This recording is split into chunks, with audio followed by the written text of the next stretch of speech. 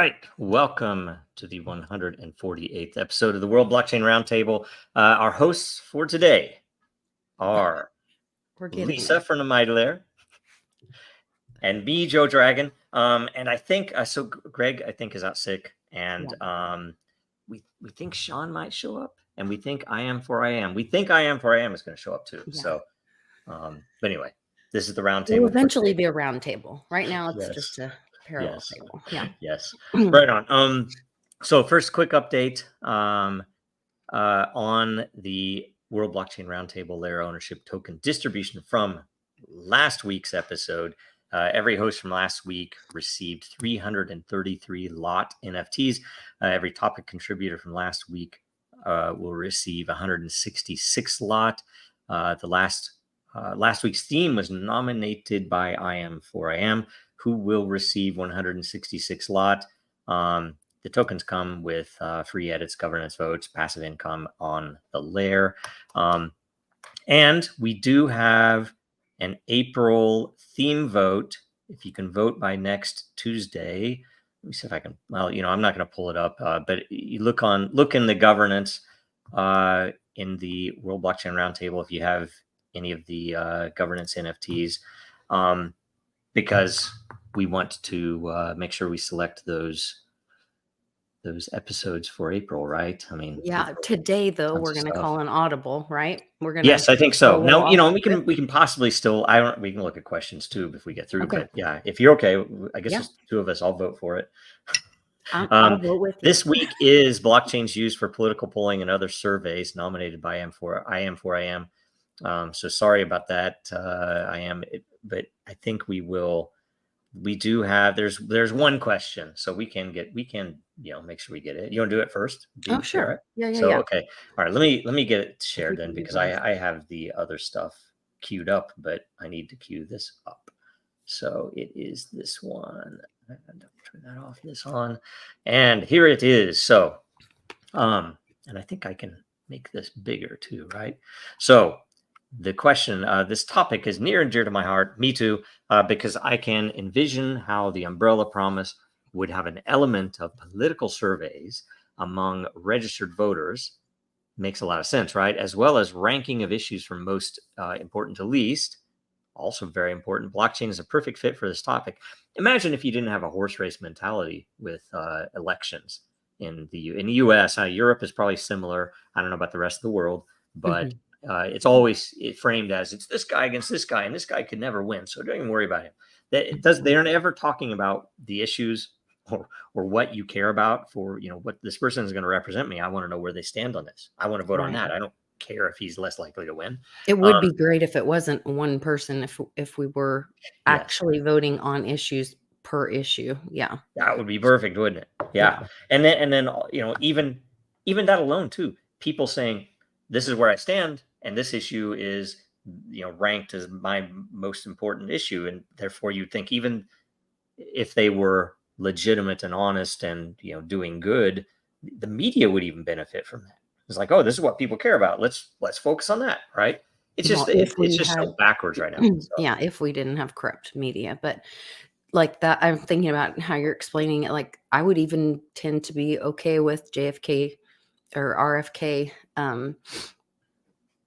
totally being but I don't agree with all of his policies, I agree. Yep.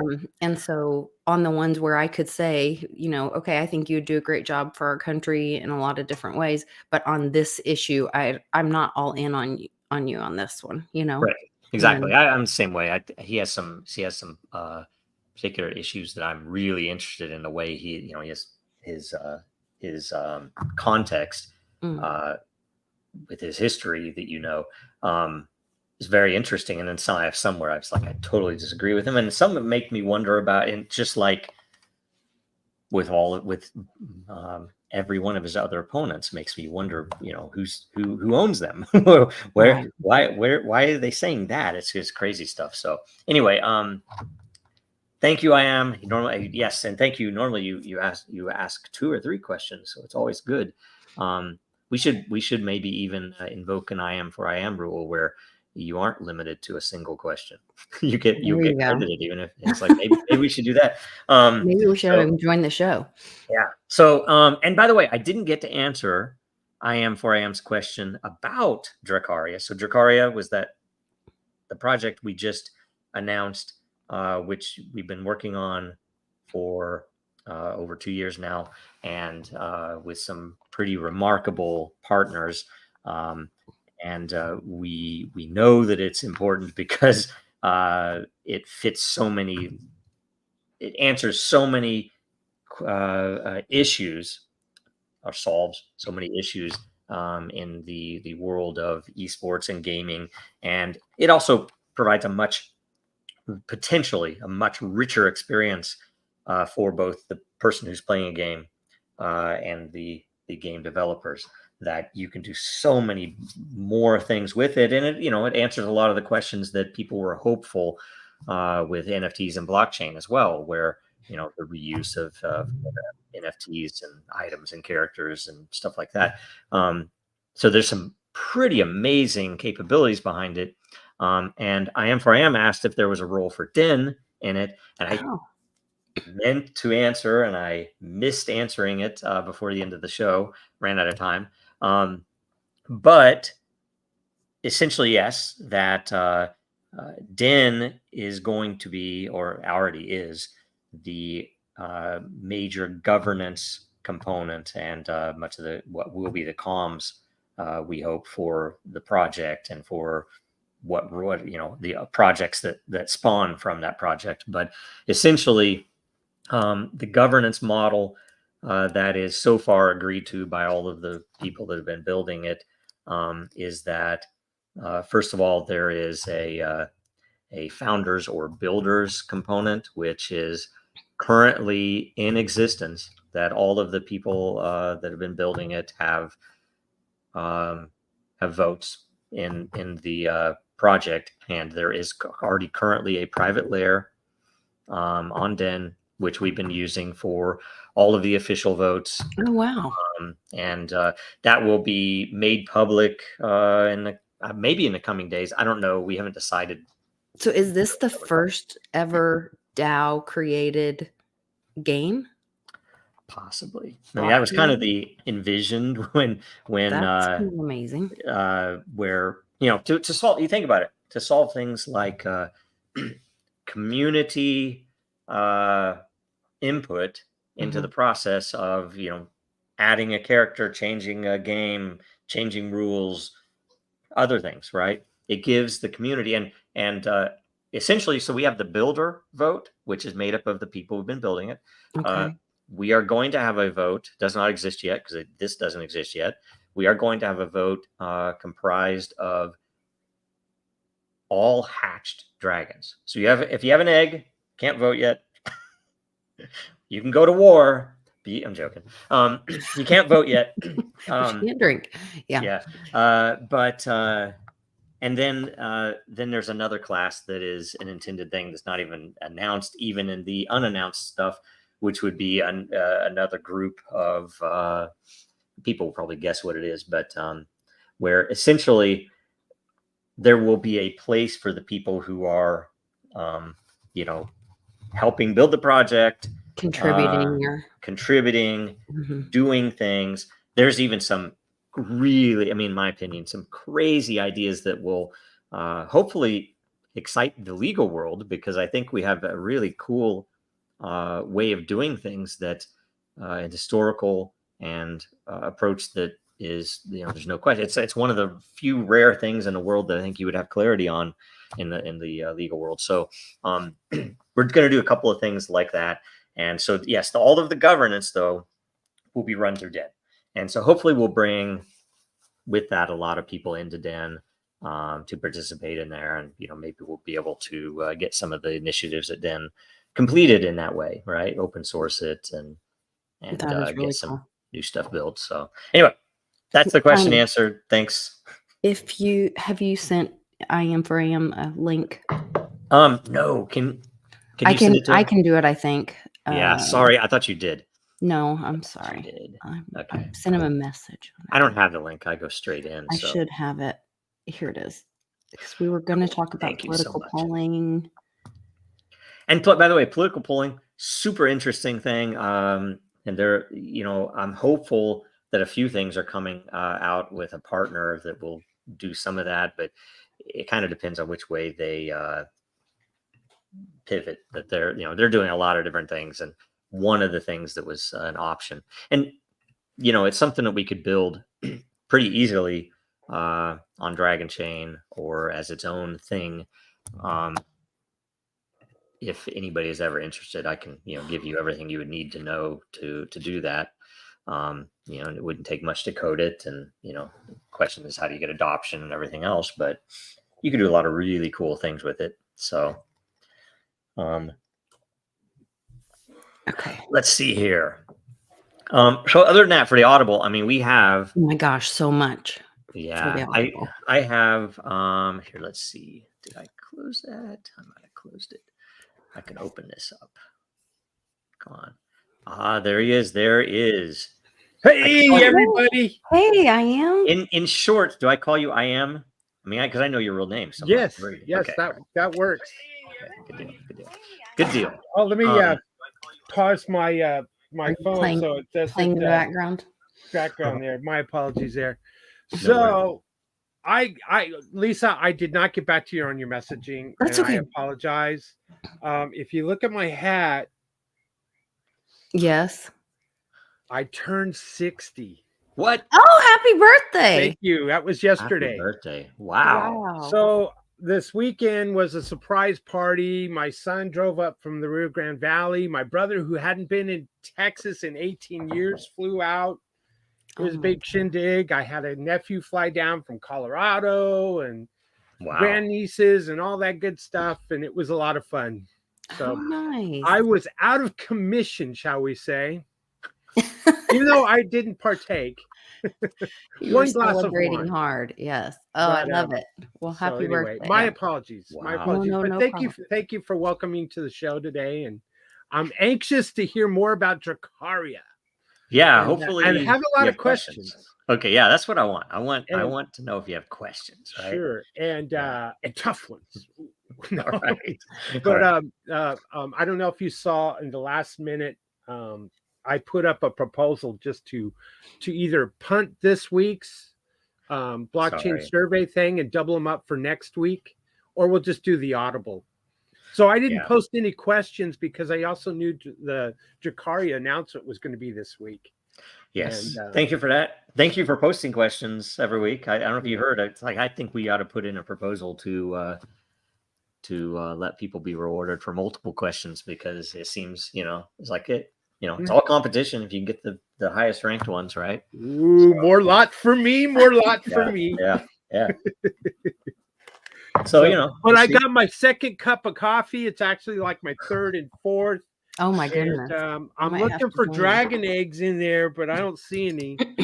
I want to hear about the white paper because I didn't miss. I missed the super happy. We did promise. I will reveal the eggs. We are. I believe we're not going to reveal dragons for a while, because I don't know. They're very exciting. If you see one, they're pretty beautiful. They may have been revealed in the past. People just didn't recognize. They weren't identified. I so doubt it. I hope not. But it's entirely possible. Some of them, but either way, I expect that we'll reveal them when the first one hatches, which is a little bit risky because what if it's an ugly one? There could be, and I say ugly. There's some that are that don't have much color. They're very white and gray. There's some that are very dark and gray. But there's some that are pretty amazing because they'll be like very dark, but then they'll have these red patterns on their face or on their wings or something. It's like, man, they're cool looking. So anyway, there's a bunch of cool stuff. But so I will show it and see here. I don't know if this is probably, it looks like it's too small to read, right? Let me see if I can't. Oh, there we go. Yeah. I want to make it at least so you can still see the format of it. So anyway, the vision is about the name real quick. Yes, Dracaria. How do we get the name Dracaria?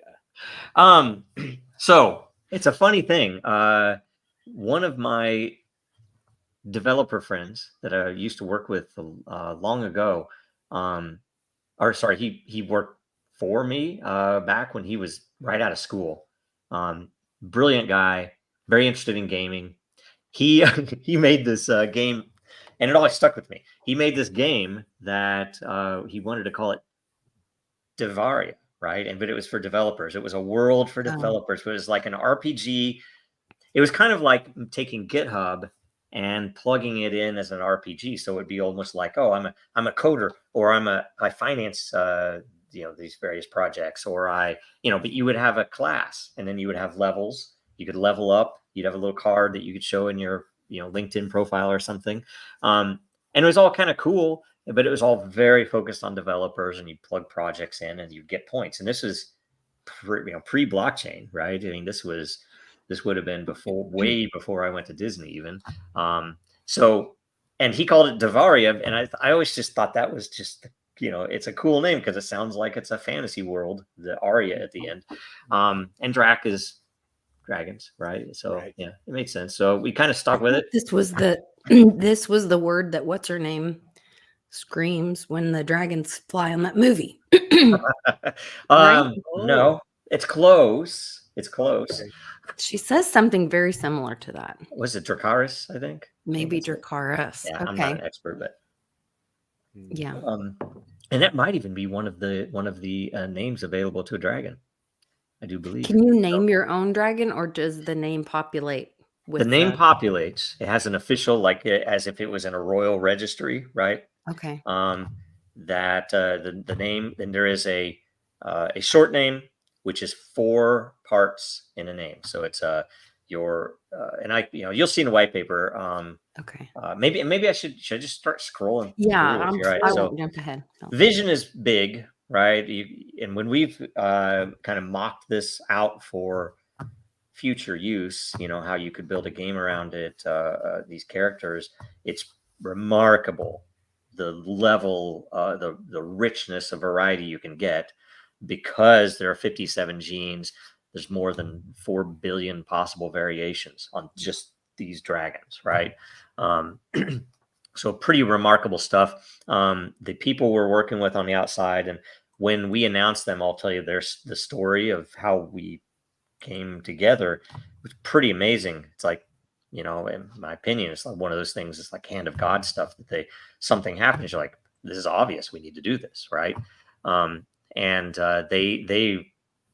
they were already Dragon Chain fans, and they brought this dragon to us, and I was like, well, I didn't know if they wanted to sell it to us. I didn't know what they wanted.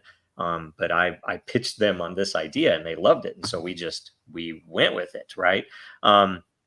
Extensible genome. And what's more important maybe is the fact that you can create other classes of characters. And we already have, the intention to create other classes of characters that could be used, in simple games or more complex games, right?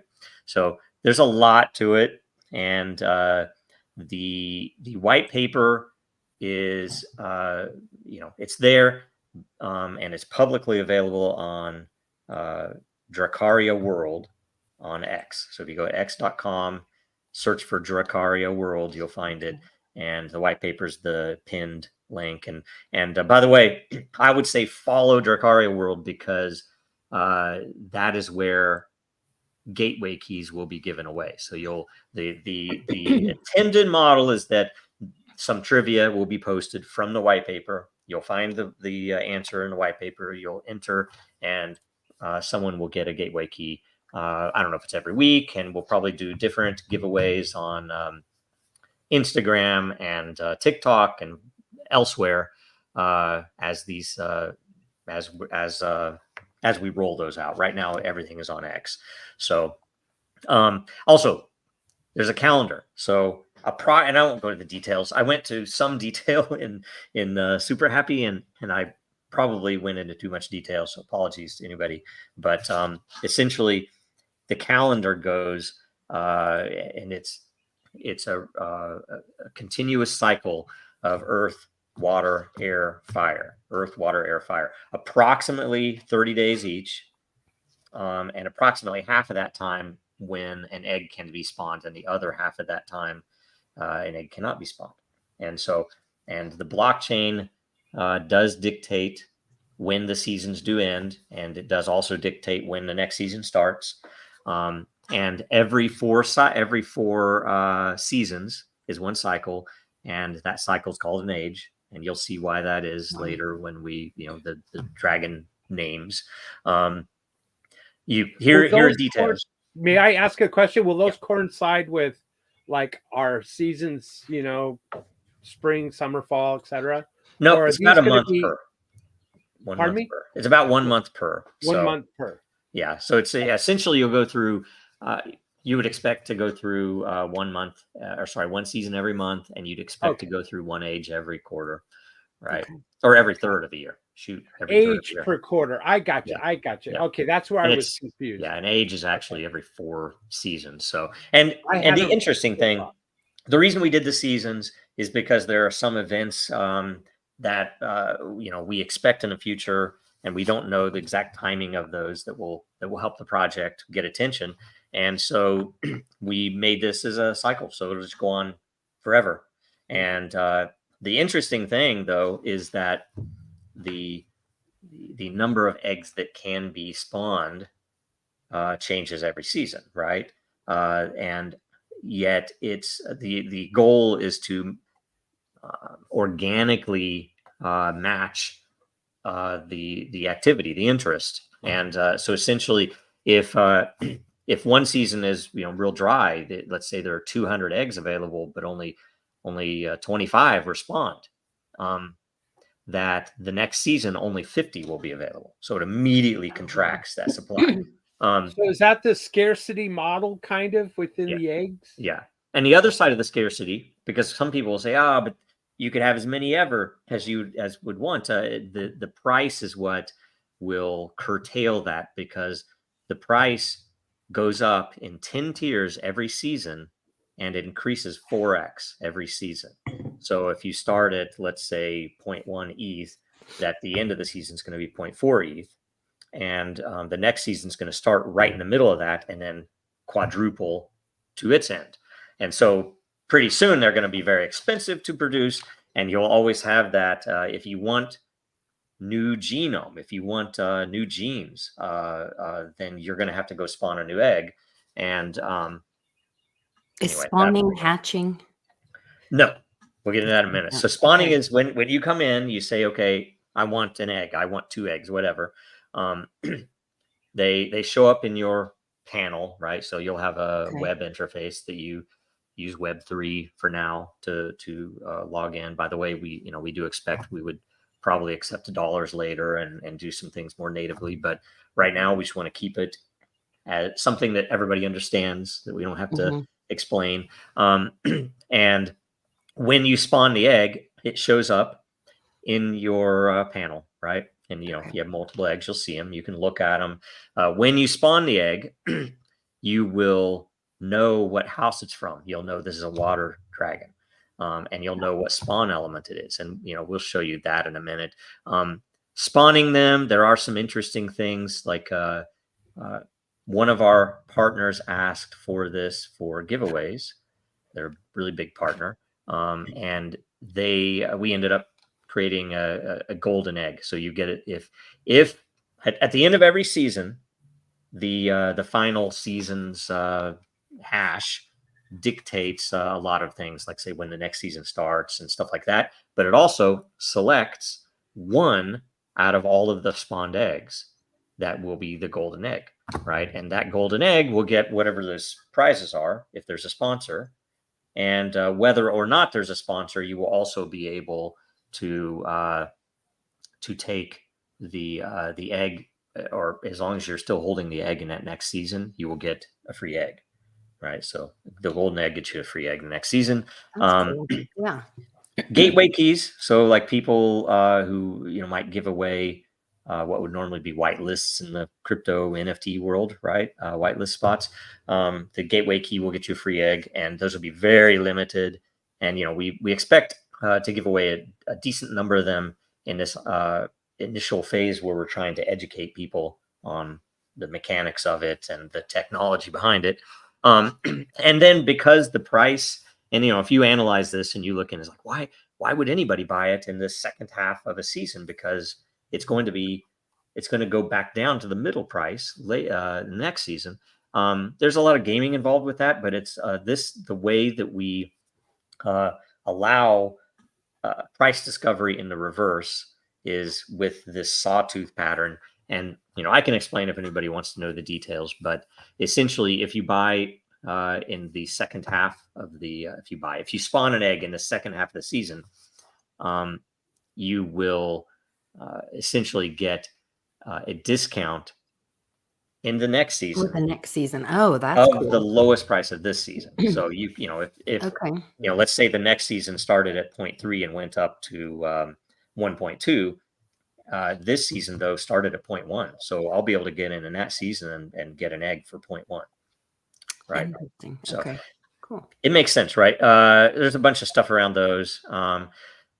Elemental families, houses, and colors, right? So the elemental, you can see firehouse or house fire is red, house water is blue, house earth is green, house air is white or gray or black, right? And there are 5 colors involved. There is the primal color, which is the main color of the dragon. The companion colors, which I guess I should say it's one color is selected. If you are a water dragon, the companion color, there's a gene that selects either cyan or magenta. And when I say it selects the color, it's not pure magenta. It will be within plus or minus 30 degrees of the center magenta. Just like it won't have a pure blue dragon often, you will have somewhere in this range of 60 degrees on this color wheel, right? So I guess a pure color dragon is possible. Yes. Not probable, but would be worth more if it was.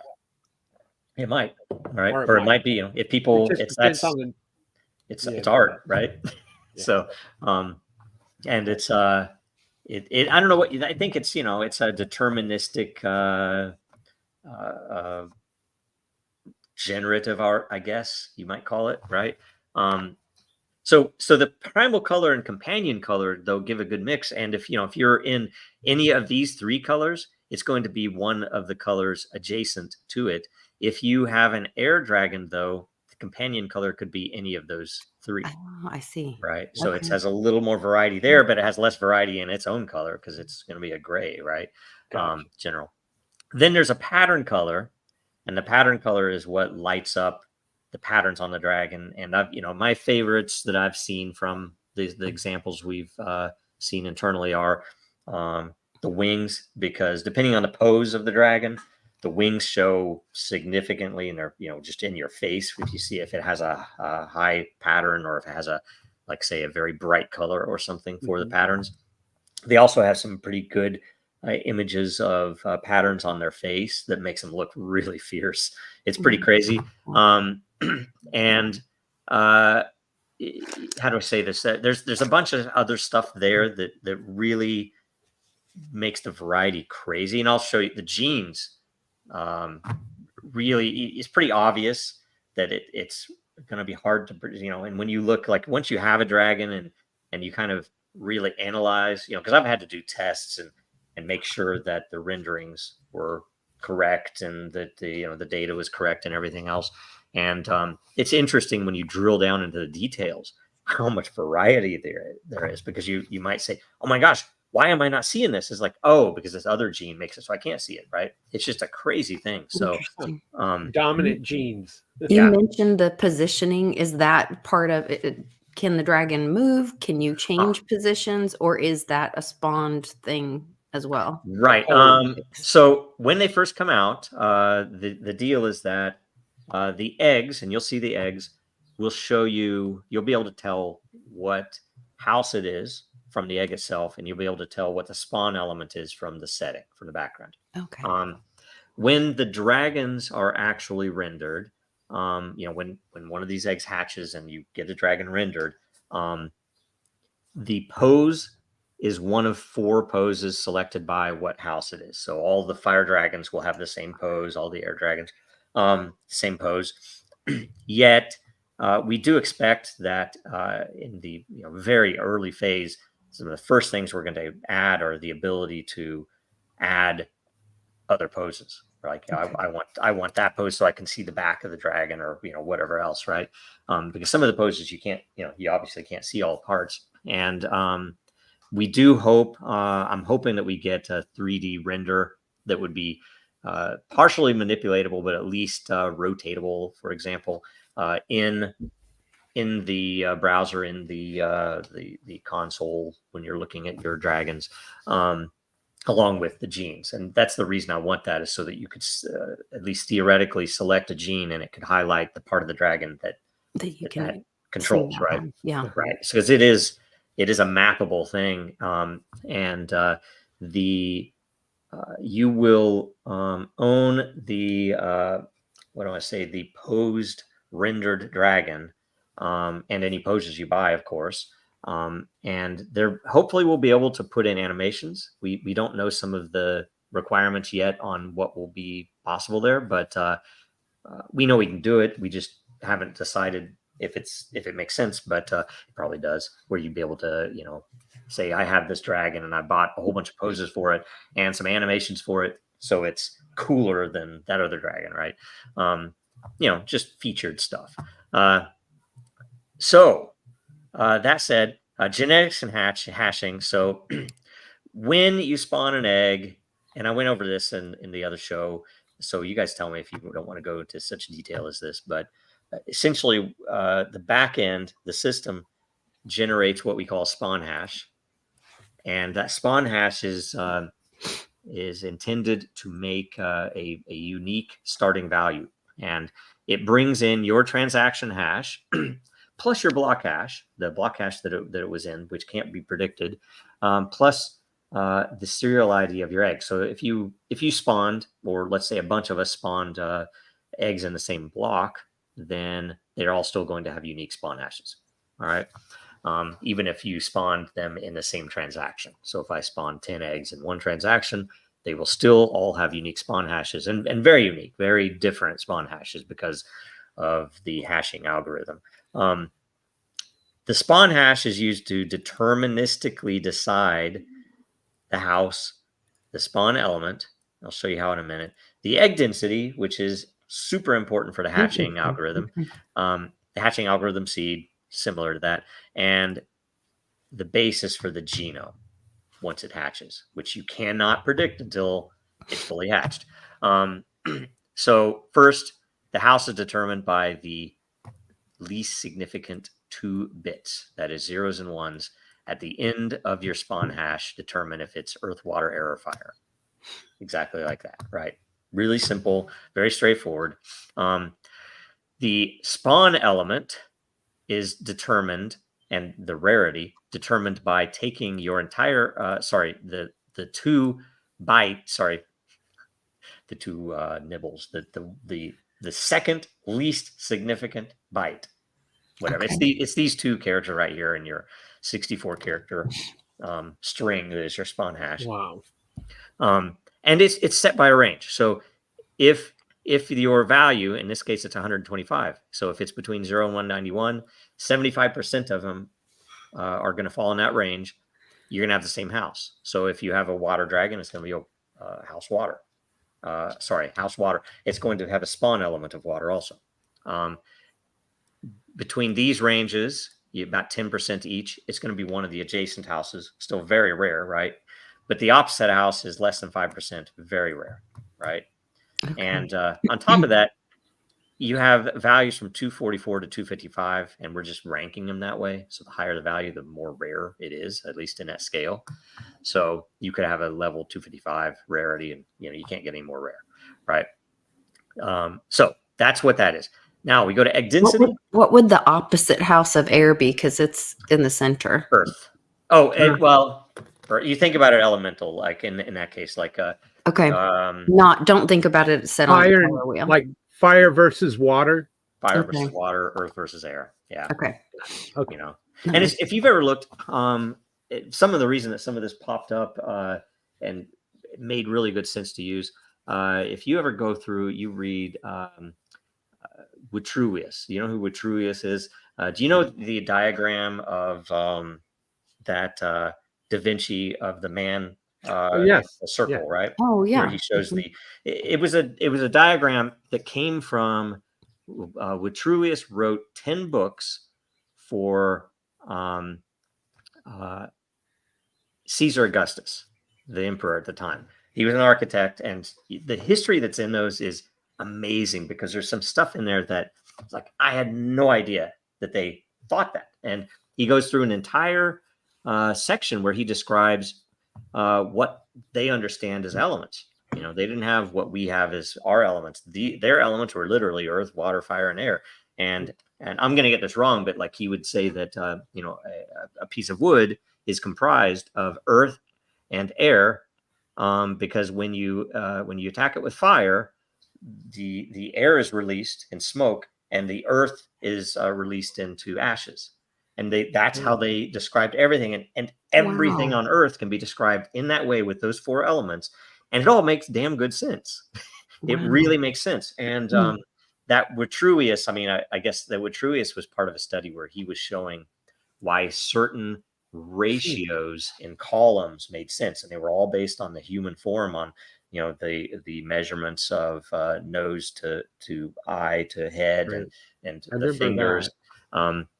That's all. So anyway, he had a bunch of stuff about the elemental in there, and I was like, I even as a history major in school did not know that that's how things worked right back then. So anyway, so we go down and we talk about egg density. So egg density, it takes the entire spawn hash and it does. Do you know what modulus is? Mm-mm. No. It is it's not divided by, I should maybe mark that better to make it more clear, but modulus is you take one number, divide it by another number, and the answer is the remainder. Modulus is just the remainder of a division, right? Okay. And we use it in a lot of places because if you have like, let's say you have a contest, you can look at how we did that keyboard giveaway back in the day, that you have a contest and you have 70 people that entered, right? So I can take any arbitrarily large number, in this case, a 32 byte integer, gigantic number. It's going to be like 2 billion something, right? Mhm. And I can take that, divide by 70 and get the remainder. And that answer is always going to be between 0 and 69, right? It's almost like the law of 72, the doubling Yeah. effect Yeah. in So finance. it's an interesting thing. So in this case, we take that spawn hash, which again is going to be some arbitrarily large number, and we modulus 1000, and so we're going to get 0 to 999, right? That we know that we're going to get in that range, and that it's going to be a fair markdown because no one can predict that initial number. Nobody can predict what the spawn hash is, including us building the system, including somebody running an Ethereum node, including somebody running a Dragon chain. Nobody can predict this at all. And you're going to get one of these ranges. And then we just situate the ranges, the ranges, so that 5% of them will get 100,000 density, and 0.1% will get 10 million density. Wow. Right. So this is going to be a very rare. We might not ever see an egg with a 10 million density. It's entirely possible we won't ever see it. It's going to be very rare. But that's what we want. And in tests, we built out a few million sample dragons genomes, and of those few million, we tested them against mock hash block hashes, and that we had several that went years without hatching, and we had one that finally hatched after, I think it was 12.4 years, if Oh I my might gosh. be wrong. And so you might get an egg that doesn't hatch for a really long time, right? But there will probably be some interesting uses for that egg while it isn't hatched. Bunch of really cool things that we could do. But anyway, most of them will get 375,000, right? And how do I say this? In tests, and that's why we ran millions. We wanted to get enough, a big enough sample to really understand that we found that approximately 50% of all the eggs hatch within that first month, right? Give or take. Sometimes it's a little more, sometimes a little less. It's all probabilities. You can't predict any of it. Mhm. And the reason it matters is, and you'll see this, if you have a really dense egg that should take a real long time to hatch, but it hatches fast, it ends up with magic. And if you have a really an egg that is not dense on the lower end, and it takes a long time to hatch, you get magic, right? And I'll show you that too. But essentially, these numbers, and the reason that they are fixed numbers, and not just I guess a little more granular than this, is that each one of these is the inverse probability of a hatch event on the next Ethereum block. So every time an Ethereum block comes out, if you have an egg that has a 500,000 density, you essentially have a 1 in 500,000 chance. And the formula is down here. So we take the spawn hash plus the block hash, that the current newest block hash. We hash it. We hash those together, and we run modulus of whatever your density is. And if you get a 0, then your egg has started to hatch. Oh, Hasn't okay. hatched yet, but it started. All right. So it's How long does it take to hatch if it that's started? right? So once it starts, we grab, and this is a little bit out of order for this explanation, but we grab the prior 5 Ethereum block hashes. We of course take this block hash that triggered the hatch itself, and then we take the next 5 block hashes from Ethereum. Then we take a Bitcoin block hash from approximately within the last 24 hours, and then a future Bitcoin block hash from the next 24 hours. And that's approximate and not predictable. Bitcoin could Right. have 20-minute blocks instead of 9-minute blocks, or whatever they do right now.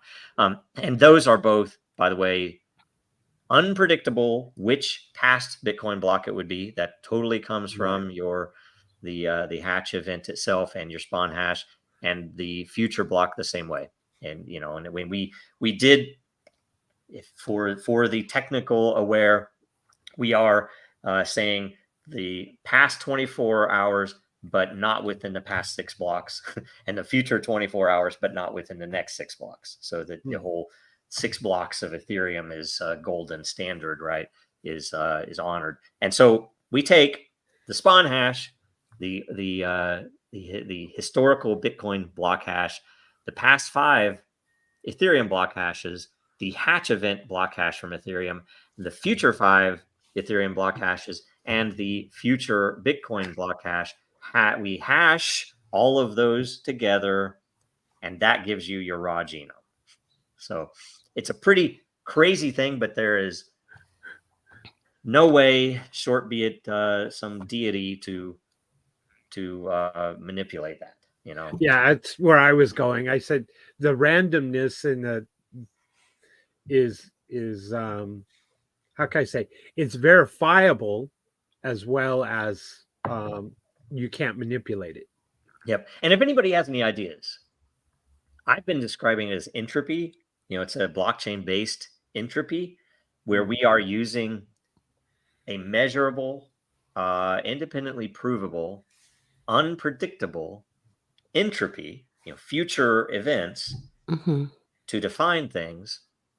It's not random. It's really weird. It's not random. Right. Yeah, it is. It's superior to randomness, because any physicist will tell you any arbitrary random number generator is not actually random. It's just hopefully not predictable, and you have to kind of trust the people who are giving you that number, or trust the device that's giving you that number, or trust the guy who's telling you what number the device gave him.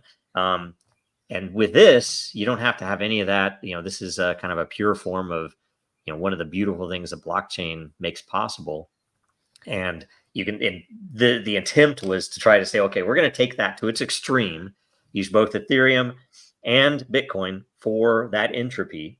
By the way, all of this information is stored on a Dragon Chain level 1 node that is Dracaria. So it's Dracaria's own blockchain running on the Dragon network, and then connecting, pulling this info from Information Ethereum off the other From blockchain. Ethereum and Bitcoin. That makes sense. Okay. Yeah. Okay. The hatch name. So here's another, this is an interesting piece. So the name is 4 parts. One is for your house. The first name is your house. The second name is from your spawn element. So a rarer one will have an opposite meaning. The third is from the season in which you spawned that egg. And the fourth is from the season in which it hatched, which you can't predict, right? Mhm. And we use 8 bytes for each, right? So because it's a 32 byte genome. So we take the genome in full and we split it into those parts. And you can see an example down here where we have, let's say this is an earth dragon that had a spawn element of water. So it's somewhat rare. It's like one of the 10% rare ones. It has a spawn season of air and it has a hatch season of fire, right? And so we take the genome bytes, and again, it's modulus, length of name list for a given element. And there are, I believe, 200 and something names defined for each element. And, this was me going through and I pulled, there are 100 and over, or I think it's over 120 languages used. So That's what I all of wondered. the languages that you could get from an online translator, and a few languages that are indigenous, American indigenous languages, a few that are indigenous in other places, and then a few fantasy languages. All right. And you'll see some of them in there. So, and that's just to fit with the lore and everything else. But essentially, you imagine for fire, the words are fire, I think, flame and burning. For water, it was, water, lake and river, I think. Air was air, space, and sky, right? And then for the indigenous ones, I did be a little more creative where some of them fit in. It's a couple of fantasy ones don't have as many words, because they're limited. You imagine some of the Tolkien languages. And so it was fun to do this, and it's crazy. So, this dragon example has the hatch name Kemen Lago. I don't know why I selected this. It's so hard to read, but it's cool. Ko Komiki Soma Fiamma 12, right? Because it was spawned in the 12th age, right? Fiamma means flame, I think. This, because this is air, I think this is moon goddess. I think it's crow language. Oh, I think so. interesting. This one is, I think it's earth. It is Tolkien Elvish. Lago, I can't remember. So you guys out there will probably know what language it is. I can't remember. It's lake, but I can't remember what language it is. Okay. And then the long name is that same name, Kemen Lago Ko Kamikisoma Fiamma 12, primal dragon of the house Earth, spawned in the air season of the 12th age, right? So crazy stuff, right? And that'll show. In other words, there's not going to be a duplicate name. Right. I think it's the probability of that is astronomical. Yes, it is. Yeah, impossible. And then that also means you're not going to have twin dragons, right? Twin dragons could not hatch. Almost certainly twin dragons couldn't hatch from the primals, right? And by the way, there's some lore around the primals that, at least in my head, how I'm kind of modeling this, that you essentially are saying that, when it's almost as if when you're spawning a dragon, how does this work? What's the lore? Why did I get a water dragon, right? That essentially you're making an offering, and one of the celestial dragons is accepting your offering, and you get, you're going to get that dragon. You're going to get that egg that has that that's dragon. How I think it all flows, and it all kind of makes sense for the lore. We are, by the way, because you asked this before, you can definitely apply a given name. We haven't decided, and that's one of the reasons we wanted to come out with this, because people can help us decide. we have a couple of proposals up that it can only be named once. You can give it a given name, and it might make it harder if if you ever wanted to sell it or trade it. And it's like, yeah, I don't want that because you named it that stupid name. This name will always be there, and whoever owns it can make it show the hatch name versus the given name. So that would probably be good enough there. We also have a proposal that maybe you could change it at any time, but it gets more expensive every time to change it, right? So, who knows? The first time, definitely, I think everybody's agreed that it would be free to apply that. So 57 genes. There's so many interesting thing. Look, I have a misspelling. Darn it! How did I miss that? How did it not catch that? Anyway, that's my fault. I probably hit something when I was opening it. Anyway, so we go through and we map out, all of the genes, and you can see like, snout, horns, scales, head spikes, all the way down to, leg strength, all affect the physical 3D model. So you can see the effect when you compare dragons.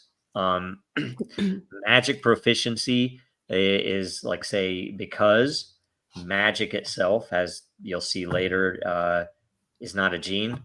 Magic proficiency is. So you might have high magic proficiency, but no magic, but that's still a breedable characteristic that, your family could all have, powerful magic proficiency. And when one of the dragons is actually hatched that has magic, it's a very meaningful thing, right? It's very organic and kind of realistic. We have temperament, and I'll show you in a minute here where it actually affects these other genes. So, and I really wanted to model that the genetic possibility that one gene can have an effect on other genes and be built in. Who's a geneticist on the team? I wanted to be a geneticist for quite a while. So I was in school always with all the pre-med students in genetics class, right? But I didn't go that route. Maybe I should have. I don't know. I think geneticists now, and I think, by the way, I do think that we do have someone on the team whose significant other is a geneticist. But anyway, that. We don't have an official geneticist, but open to it, right? Because the stuff coming up that, we pulled some things out related to breeding, for example, out of the white paper. We're just going to release them later because this is already too much to digest, right? To grok, it's like, it's so much to take in. It's like, okay, let's simplify it. Let's take that, put it over there, and put that out later. That will come out later, but and you can see the color. So you have literally for let's do primal. You can see hue, saturation, and value each have a 1 byte gene, right? So 0 to 255. So I don't know how many millions of colors you can create with that range, but it's pretty amazing. Then we have masks, which further create more variety, because you and I might have two dragons that have luck of the draw, crazy luck. They both have the same hue, really close to the same saturation level, really close to the same value.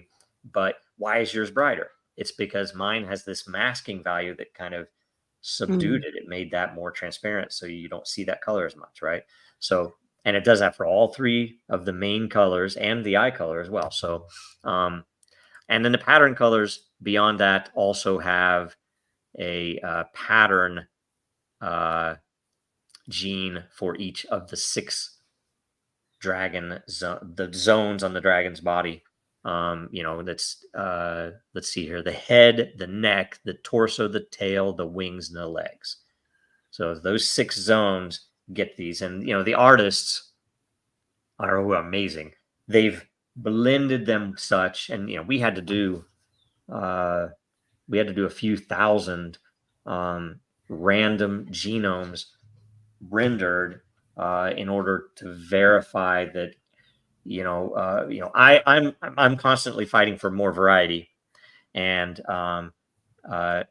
they're trying to make it more organic, right? So you have to imagine there's a little bit of a balance there, and you can see we had some constraints that are defined later in the white paper that spell it out, that some of the colors are constrained in various ways in order to make the dragons still look real. They, because I will tell you, the first dragons that we saw come out were very very saturated, very some of them were very pastel, but they looked like cartoon dragons. Although the body looks like a real dragon, the colors looked, not too real. And yet with this, we have a lot of them that come out as, just fierce looking, natural looking dragons. And then you have a pretty relative rarity, although it's not like super rare, where the colors are there and you're like, holy smokes, some of them just kind of catch you immediately when you look at them. So there's a bunch of cool stuff there. We get into, here's the temperament gene and pleiotropy. Do you know how to pronounce that? Anybody? Entropy? No, pleiotropy. Oh, pleiotropy. I don't know. I think that's how you pronounce it. It's where a gene affects other genes. So we have a few of those in here. And this one affects, I think there's 17 of these very physical, the wing claws. And when you see the real dragons, you can actually see them on the edge of the claws, the wings, the wing skin, the tail spikes might be a big. You can really tell with the head spikes because you get these massive like horns and spikes coming out of the head that just look very intimidating, right? And all of these, by the way, in gameplay, you can imagine you could have a game where certain moves would mean if you have a really high high value gene for tail spikes, that a certain move will be more effective than some other dragon using that same move, right? Stuff like that. And we're also working there are a couple of very interesting things on selecting a variety of genes in order to facilitate some outcome in a game that is going to be very hard to predict, right? So there will be gameplay with this project as well. We hadn't even touched on that yet. Yeah, we haven't touched on that. They were only in the NFT kind of descriptive side of things. Are you going to be able to display any of the potential dragons, what they're going to look like? We're intending to hold reveal until my vote is until the first egg is hatched. Okay. But it's a little bit risky because it might not be the coolest dragon that hatches. Who knows, right? But it'll be the first. So that might be really cool. We might otherwise, it depends on, like when we announce who is our partner, who has founding partner who has made the actual 3D model, that they have a significant place. People, without them we couldn't have done this, and without them we couldn't have done it in a way that will really catch attention, right? So they're amazing artists and engineers, to say the least. And maybe we reveal it if we announce them before. I don't know. Oh, okay. We'll see. Does some of that play into the timing of? Yeah. Mostly because we don't it's building up the hype. Well, and the funny thing is, this is intended to draw down what would otherwise be hype, because what we want is for people, it's like, okay, I can't look at that stuff and I can't talk about that stuff because I don't know it. What can I do? It's like everything. It's like it's all in the white paper. So hopefully people will understand it more by the time it gets to, okay, here's who our partner is here. Here's who our partner is here. Here's how it's deployed and everything else. And then it's like, sure, then we want hype. And when I say hype, we want people to get excited about having one of these dragons as as you would having a very expensive trading card, right? Some collectible thing. So that's the intent. And the use is so open-ended that, we know a few things that various among us on the team want to build after we get this out, but we also know a lot of other groups that have already expressed interest in building stuff also independently, either to use these dragons.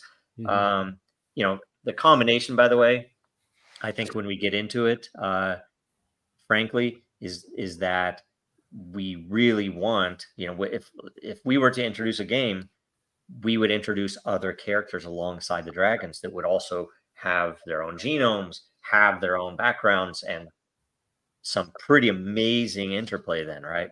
So here's the standard, like say the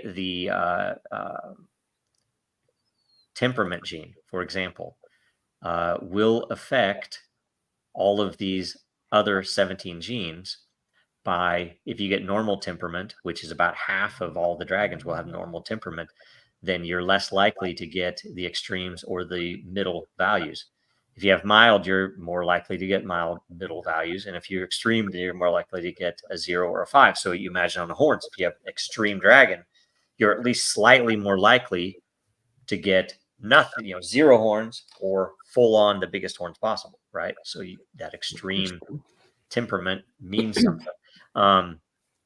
You go through. Maybe I'm jumping ahead. I assume then there's going to be 2 sexes, and there's going to be breeding and female versus male, and maybe a female is worth more because it can lay eggs, etc. Right. I don't know. I'm not I've never bred dogs or horses or anything, so I don't know all of the patterns around that. But I know the genetics, and you can imagine for the genetics for breeding, that the general model is that the child or children will have a copy of each of the parents' genome. Whereas right now, this genome is spawned. It's a primal dragon from celestial dragons, right? This is a magical dragon. It only has one genome. The children will have 2 genomes, and they will have their own equivalent to a spawn hash, where it will select between the parents' genes, and will also have some selector for mutation, right? That might, maybe it's more likely to mutate if this dragon was spawned in the opposite season. Like if it's a fire dragon and it's spawned in water season, maybe it's more likely to mutate. I don't know, stuff like that. So, and we, a lot of little details haven't been decided, but yeah, that's not in the white paper because we wanted to keep it much more straightforward. There's an entire section on the color encoding, which is pretty interesting, and specifically talks about saturation because in the air house, because air house is grays, right? But that's also why the air house has the possibility to get any of the secondary colors for its companion color. And I can't wait till you guys see the dragons themselves, because when you see them and you kind of understand, just like, oh my gosh, I can see how this made that happen and this made that happen. It just makes it cool, especially if you're collecting it. And it's, frankly, it's more than what you would get with a typical NFT. Was like, it got a hat. Why did it get a hat? Just because it was just number 187, so it got a hat. Stuff like that is cool and all, but this kind of takes that to the crazy extremes where you don't have to know all this stuff at all. You can just say that is a cool looking dragon, I want it, and it's all cool. And you can say, oh, it's really rare, I want it, or oh, it has an elven name, I want it. But with this, you can also dial in and say, well, wait a minute, I can see this one has this purple pattern color. I'm going to breed it with this one so I can get that purple color against this yellow dragon, whatever you want, right?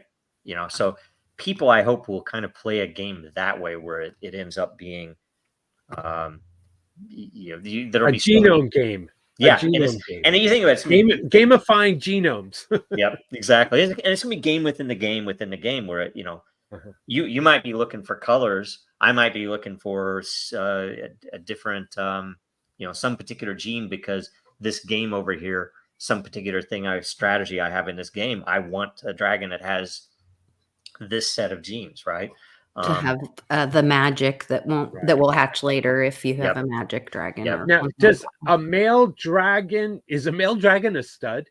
I'm not going to that. I don't know. I don't think that's the whole thing. I assume, and the breeding is totally different. We've had many discussions on the team about the patterns. Essentially, there will probably be something you can imagine where I have a dragon, it's there, I just play it, I'm not going to breed it. It's like, you might come, it's like, I'll give you this to breed it, I really want this. And it's like, sure, okay, so you can make some money because you're going to allow that dragon to breed, right? And I On don't the know whether stud fee Yeah. or whatever you call the other. I don't know. I don't know. Okay. On the flip side, it'd be like Genghis Khan, who's bred a lot, and now the majority, Possibly. a certain Possibly. percentage of the Chinese Yeah. have a link back to And Genghis so, Khan. and by the way, those other dragons will be an entirely different class because there could be millions of them because people could breed and breed and breed, right? Whereas the primal dragons all only come from this spawning process described in a white paper, so they'd be very much more limited. The bred dragon, we need a better name for it than the bred dragons, but the dragons that are bred from the primals and from other dragons that were bred from the primals also are going to be all mixed house. They're going to, they're not going to be only one house. You might have a 50-50. You might have a, whatever, whatever arrangement you might have for, and you might want that. You might, because by the way, some of the initial mock gameplay we've even talked about really focuses on the elements, the elemental magic that your dragon might have. That you have, if you have a fire dragon from Firehouse that was spawned in fire season and hatched in fire season, you're not going to want to play that dragon during water season because it's going to have its disadvantage unless there's a special, maybe there's a special match that only allows fire dragons to play in water season, which is also interesting because they're all weaker, right?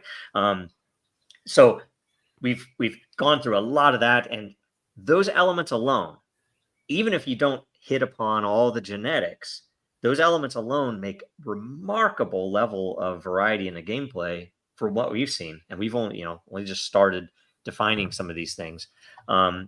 So yeah, and I imagine, man, I could go in some of the stuff that we plan to do with the breeding. I don't know if we will, but like where you could essentially run a hatchery, right? Where you can have special elements. You know the game. You're a professional. People could come to you and say, "Hey, I want to breed this dragon, and I kind of want this result." And you, not us, you could do that, right? And we expect that there will be items like incubators that might you might be able to use potions and incubators to change some of the probabilities that this dragon will hatch in the season that you're wanting to hatch, things like that. Wow. Right? Wow. So incubators could be a business. Yeah. Wow. Interesting. So I must live in the Matrix, I tell you, because let me tell you something real quick. So at my surprise birthday party on Sunday, my son remarks to me, says, "By the way, Dad, I just recently looked. I have a last name that's extremely rare." And he said, "There's 107 of us in the United States. That includes married that are not blood." And we looked in the room and we said, "Oh my goodness, 12% of us are in this room." Wow. That's Really? crazy. In the entire world, this name? Yeah. And my son is an only child. My father was an only child. I have one brother with no kids. My other brother had two boys who had two girls. So you see, the name is dying. So there's scarcity. So now having all of this genealogy and ancestry conversation and DNA conversation over the weekend in the past 3 days with family. And now I sit down in this and it's all about genetics and genomes, and it's a matrix. I'm telling you, it is everything. I don't know how you ever predict that stuff, but it seems like when those things happen, there's good things going on in the world, or at least things are at least you call it stars aligning, whatever else. Right. I'll tell you, dragon picture I saw in the car I had to send you last week. Wasn't that strange? Yes. Who would put a dragon like that on the side of their car? I don't know. It's bizarre. Yeah, cool people. No, because early Dragon Chain stuff, I can't tell you how many, and all of us that were on the team were like, "Holy crap!" Stuff kept happening that was unbelievable. Like just stuff that it's like you never expect this. Somebody would walk in the room, was like, "What?" And it was the whole the plum pudding. What do they call that? Synchronicity stuff. Do you know all that? I mean, there's some. I mean, plum pudding. Look it up. There's a Okay. Wikipedia article on it, even Okay. that's accurate. But it's basically the most absurd, impossible things happening in an alignment over many years that you would never believe if somebody just told you that it happened. So anyway, That kind of stuff happens in my life all the time. that's good. That's good. You're probably a good Serendipity. person. And Yes. and The genome, I will say, has an end where we coincidence. cluster all the color stuff together so that, and we did this so that the artists that were rendering it would have a much better time. You know, the genes, if you look at the sample genome, the genes are individually provided in the genome, but these are clusters of values that come from those genes interpreted. So, you know, we have an RGB in there. I can't remember if they're using the HSV. I think they might be using the RGB value for the actual color in the 3D rendering platform. So stuff like that. That's all in there. And it also makes it so everything's in one place. Like if you're looking at your dragon, you can kind of look at this and say, oh, okay, I can see why that section is kind of this weird purple color or whatever. Then the stability is also another section. And this is interesting because it's not genes. That the magic, and we, you know, did this on purpose because it's interesting, but it ended up making sense because your egg density affects how likely it is that your dragon will hatch, right, on any given block. Therefore, you can kind of, you know, put a pin on, okay, at if you have a density of 375,000, you know, at the mark from when you spawned to the 370,000th block, you know, I don't know, I don't know the probability that it would hatch by then, but every single block you have a 1 in 375,000 chance that it will start to hatch.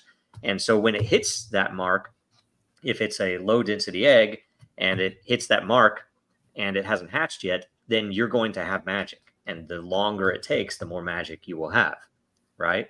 And then the opposite, if you have on the higher density side, because there are only 8 densities, if you have a higher density egg and it hatches before its density by block count, you are then, the sooner it hatches, the higher magic score you will have, and it will be either a stable magic or an unstable magic depending upon which side of that it's on. So, and this is the interesting thing, is this magic itself and the egg density and those things are not genetic. It's not a genetic trait. It is I don't know, I guess it would be what do they call that? Anyway, it comes from what they call it, like it's like characteristic attribute of a personality or kind of thing. Yeah, it's a thing that comes and you can't predict it. And the great thing about that is, even if you have a house that has, you know, doesn't have any magic members in it, that, you know, you could get one, right? Because it's not genetic. But that magic proficiency is there so that there is a genetic trait which affects the use of this magic in a game, let's say, right? So, and then the last thing to cover, and I don't know how much time we're doing. And then I got some questions. Cool. The last thing to cover is registration and extension of a genome. So for all this to work, you need a genome registered in advance. So you essentially say, okay, I'm making a game, and I'm going to define this character, and let's just say it's going to be rendered as a card. You know, I'm not going to render a 3D unicorn, but I'm going to make a card of this unicorn. So I register the genome with as many genes as I want. You know, if it's a unicorn, it's going to be, maybe I have some color, maybe what kind of rainbow color is on the tail, and you know, how big is the horn? You know, is there anything else? What color are the eyes? So you'll have that genome registered. People can spawn unicorns now, right? After it's registered. Okay, you spawn some unicorns. You know, I give them out free. You know, here's some unicorns, whatever. Now let's say you come along and say, these are cool as hell. I want to add them to my card game, right? So I'm going to register a new extension to Joe's genome of that unicorn, and I'm going to add, I don't know, what would you add to this? Like some magic trait, maybe maybe size of their teeth, maybe how long their eyelashes I see are. what you're saying. How long their eyelashes are, right? I didn't mark that in mine. So you're going to mark, I want these unicorns that have crazy long eyelashes in my game.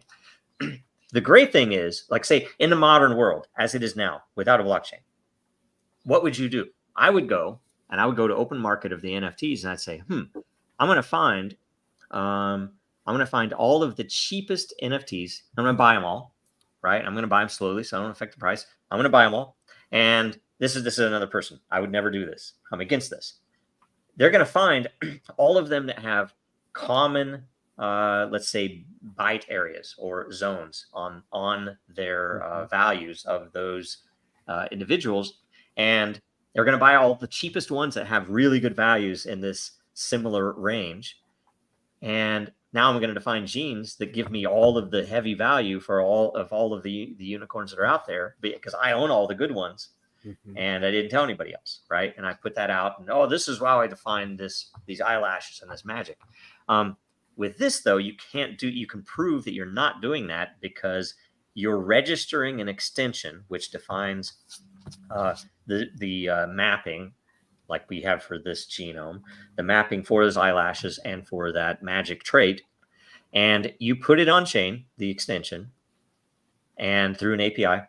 So, traditional gaming systems don't have to know anything about blockchain. They just call an API. And you have to have in that registration, a marker for the extension event, which is in the future. It has to be sufficiently in the future that it can't be predictable. So essentially you say, 2 days from now, that event is going to happen, whatever. And when that event happens, all of the current individuals will now have those traits. Will be affected by genes. that. They'll be affected by it. And yet there's no way for anyone with existing individuals to predict what traits they will get for those two genes. And it also then applies in the future. So it's like the system where no matter where in the timeline you are, you can still modify or, add stuff. You could take an existing class. Here's the crazy thing. You could take, for example, when we put these dragons out, you could come in and say, a good strategy for my game to get players would be to allow everybody who has a dragon to come in and play. But I don't want a dragon in my game. It's a modern game. Maybe I have assassins or something. You could literally make your characters, make an entire extension of the genome that would extend the dragons, make this new character, but this new character isn't even a dragon. And so it's now you have an entire genome, but all the people who hold dragons now hold that character also.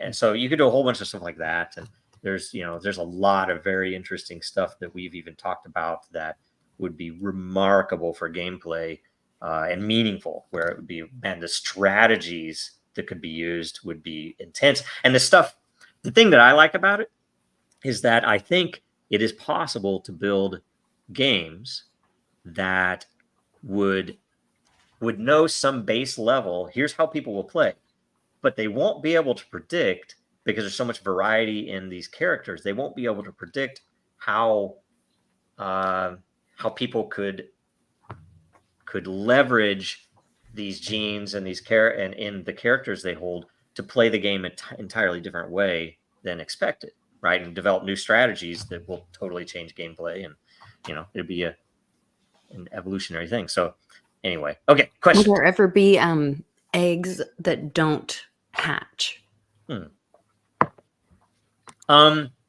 All we can say is, if you look at the hatching algorithm, the probability is, and if you know anything about probabilities and statistics, and I'm not an expert at it, but I always remember this part, that when you flip a coin, like say the common question, if you, sorry, it's right here. If you've flipped a coin 10 times and it's come up heads 10 times, you're about to flip the coin again. What are the chances that it comes up heads? still 50-50. Yes. It's always still 50-50. So much like this, if you have an egg density of 375,000, that means every time a new Ethereum block comes out, that's what the trigger is that Okay. Ethereum You block. have that You have a same. 1 chance in 375,000 that it will hatch. Gotcha. So I would say, and I, by the way, the first coding of the hatching algorithm was geared to how do I say that? Increase the probability, reduce the inverse probability at certain segments of time, so that by the end it would have a like 1 and 2, and then finally a 1 in 1 chance it's going to hatch. But when we looked at it and it really played it out, this made better sense to split it into different densities, so that some eggs some eggs deterministically have higher density, and therefore are going to take Longer. will have the probability that they will take longer to hatch. But it's interesting. It's still every block is going to be another chance. Okay. Yeah. That's really interesting. Yeah, I like that. Yeah. So I see that this white paper is really keyed in on the genome aspects and the attributes and the process of how eggs are hatched, as well as all the attributes and characteristics of a dragon once born or hatched, whatever.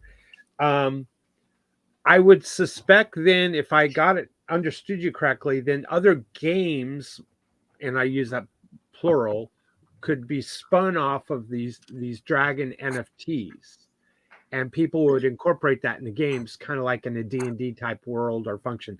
And because I'm not really a gamer, even though I have done like PC based games such as like Civilization and Call of Duty, etc., but I'm gathering that's what it is. And then to roll up the question with that included, you're going to need a pretty good population of various dragons with all these different attributes to be able to do gameplay. So it appears to me that that's pretty far down the road. Am I correct in that assumption? It probably depends, right? Timing, I'm not the best person to ask, because I've seen, being in Dragon Chain for so long, you can never predict a lot of things, especially with timing.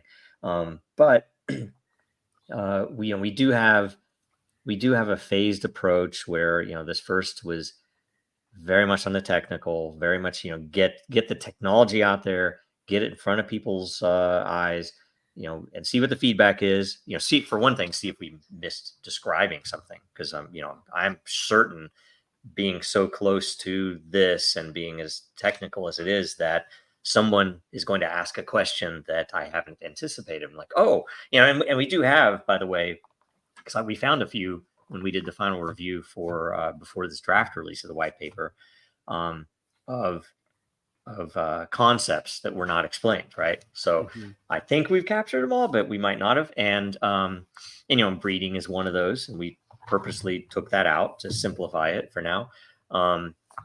And gameplay as well. Like, say, the initial, get these out. It's almost a game itself, figuring out how to spawn them best, and when to spawn them and whatever else. And then just understanding the technology and having the egg and seeing it hatch and doing all those things, and then collecting them. But then when you add breeding, then you end up with a lot more dragons. Now, they're going to have similar traits, but they're going to be a different class. So, like, say, it'll definitely be a different NFT contract, for example, right? They might very well be native on Dracaria chain only. We have thought about these even, that the possibility is there, and we've actually spoken about it multiple times, of whether we want to make these available on Ethereum alone or on multiple chains, right? And we can definitely do that. We opted, at least for now, to making it as simple as possible, so people don't have to understand, well, how does Dragon Chain connect with, and how and here's some on Solana and here's some on on Right. Binance, and here, how does that work? And to avoid some of the complexity, we just kind of like, okay, we'll just put them on one chain for now, and that one chain is going to be Ethereum, correct? right, where the NFT contract is, Where the NFT right? contract is But Ethereum. all of the data, Mhm. the data that you will own, will be on Dracaria's chain, Okay. and so you can download it, you can That's where I view was it, concerned. I don't know if we're going to you can get to change. current events today, but with all that's going on in the Yeah, Ethereum world, right, that's a little risky to me. Yeah. right, and that's why we could pivot at this point. We could put them on Binance or Solana, Mhm. if we wanted, before we roll this out. So, and we've been just kind of like, we don't know, right? Like you So, said, that's where the money is right now, but right, there's money fleeting Ethereum, but we'll see. So when because I keep looking to my right because I had pulled up the white paper while you're going through it yeah, and was looking at, and I went straight to the vision here, and this is it's an arts project based on genetics derived from blockchain events and data, and right. that summarized exactly what you were describing. Mhm. And it's like page 3 is when the first time you introduce like the word NFT or the Right, the acronym NFT. And so the gameplay first is the process of GNA stuff. hatching and that kind of thing. Yeah, Some people are in my first take, is it's could be kind of a slow process, a slow launch to get these dragons, yeah, right, like you said, I could buy an egg that doesn't hatch for 14 months or something like that. That's right. possible. It's possible. Possible, which would add scarcity and hopefully value. And I Mhm. would doubt that a 14-month duration for the egg to hatch, I would think would mean that its attributes are much more sought after.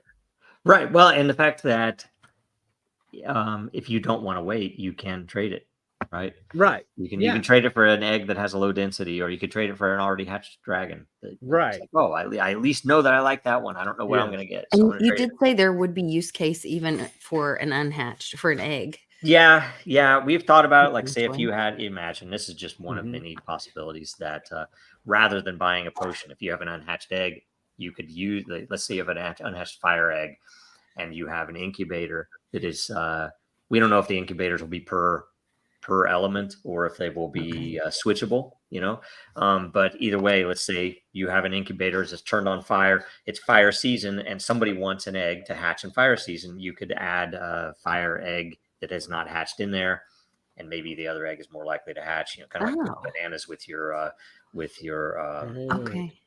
other fruits, Okay. right? Interesting. To make it Wow. viable. Will Interesting. there be a time where the spawned eggs stop being produced or spawned, and it's only breeding No. uh, natural dragons? I don't know what to call them.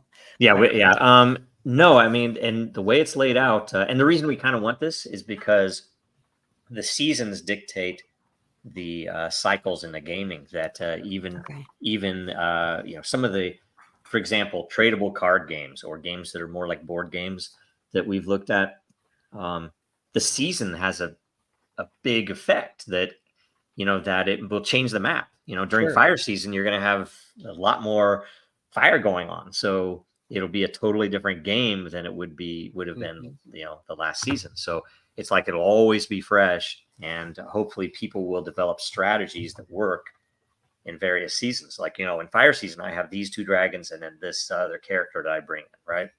Um, Stuff like that. And Can you so hibernate a dragon, or would there be a benefit of hibernating a we've dragon? talked Or about we talked about that. We've also talked about, if a dragon has been, we don't have any idea, and it might be something that, it could be general, but it could be only in one game, even where Mhm.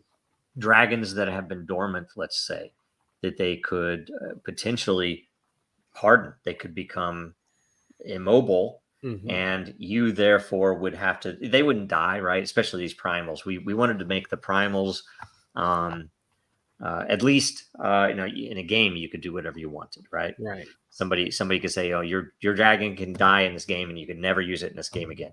It doesn't mean you don't have it. It's still out there, right? You still have the NFT. You can play other games.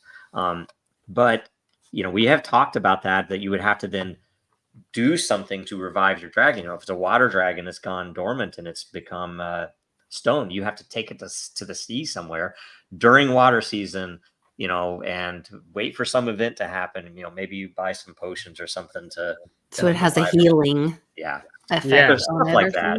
That's We thought about cool. that. Yeah, I like that. The idea of being a breeder was interesting. That concept of I'm not the number go up kind of thing, but it's kind of like a business. Totally. Well, I like that idea that it would be fun because I know people would get into that. They would.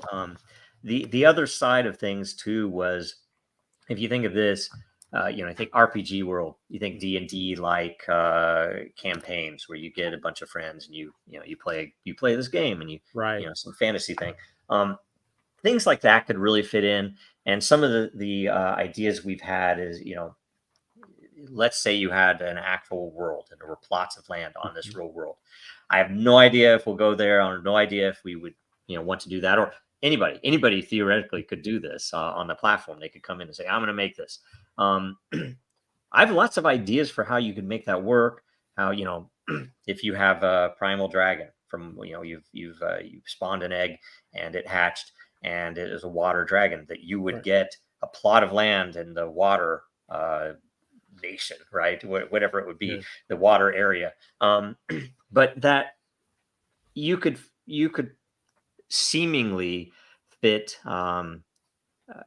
RPG campaigns into that real world, right? Where, let's say it's an immersive game built with Unreal or something, that you could build a game that would let you run your campaign through in this immersive experience, RPG, and you bring some dragons. Maybe there's some dragons that the whoever created that campaign would have, and they would be rewarded based upon how many people are playing their campaign, how many people are coming in and playing this game.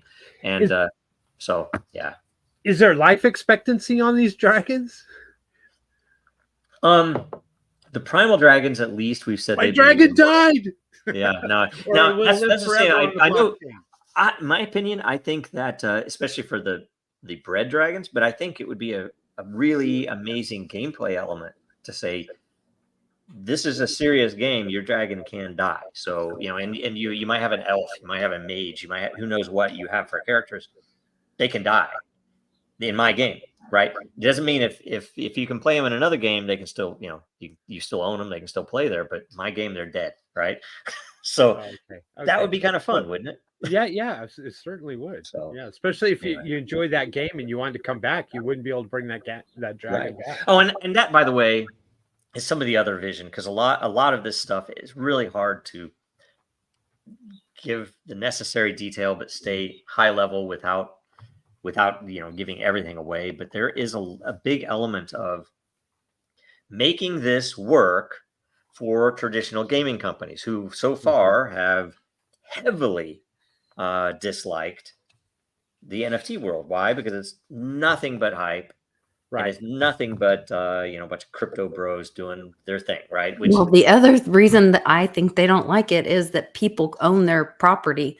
It's not because right now the gaming world is you give them money for a product that they hold on a centralized problem. The problem has largely not been the game studios, though. It has been the gamers that they rail totally against it. They hate the NFT world. And so you talk to any game studio, like, we want nothing to do with that.